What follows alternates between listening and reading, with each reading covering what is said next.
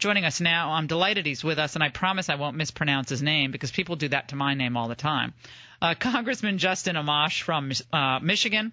He's chairman of the House Liberty Caucus, and he's a member of the Joint Economic Committee on Oversight and Government Reform, and he joins us now. Congressman, it is a delight to talk to you. How are you? Good, thanks, Laura. Allahu Akbar, McCain kind of laughed that off. Question from Fox the other day. What's your response to his snippiness lately? Senator McCain's response was completely ignorant and offensive.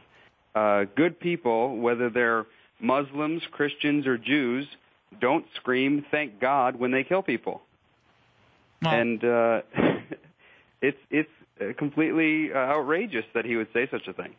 Well, what we have now is I think, stark reality emerging in the United States, where people are beginning to call the elites out, the establishment out, on its failed judgment and on its misunderstanding, misapprehension of the facts that are obvious in Syria.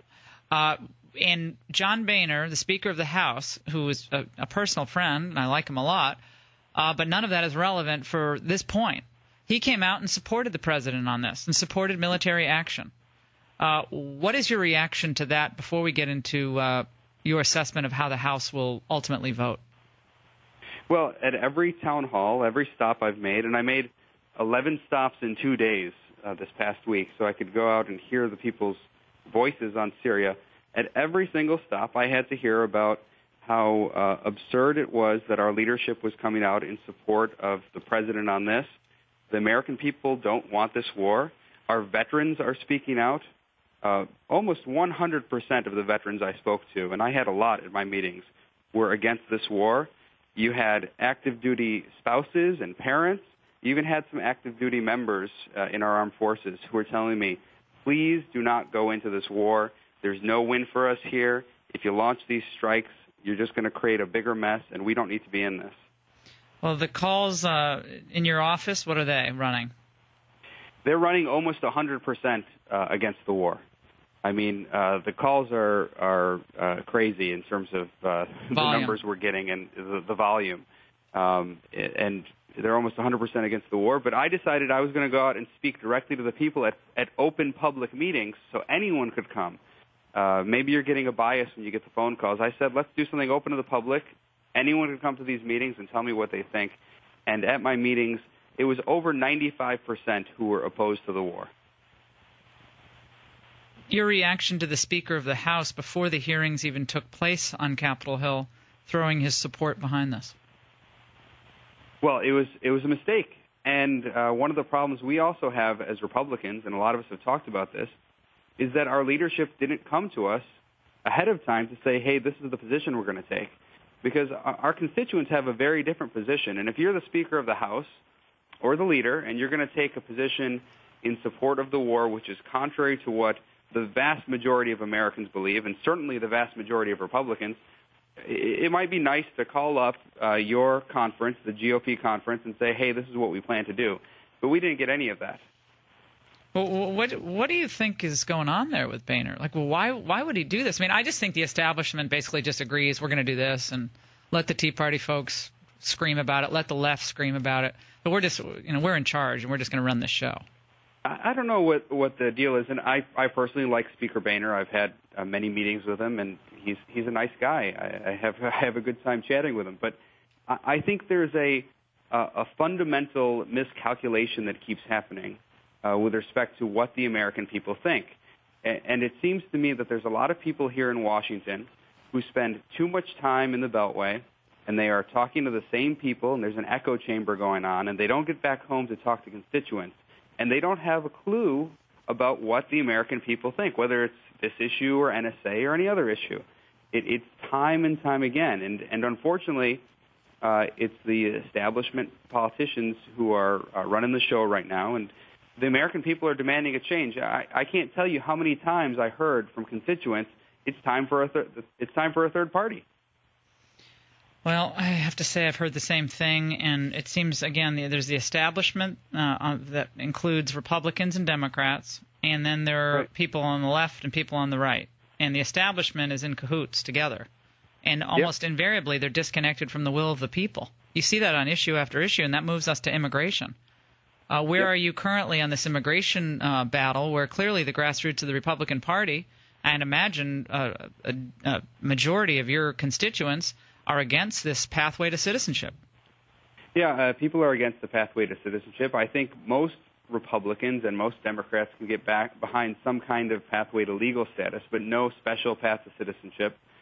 And it's something, again, when you're talking about immigration, you don't start with the Democrats' plan and then move to something, even worse. And that's what seems to be happening time and again. We start with the Democrats' plan, and then it ends up getting even a little worse over time.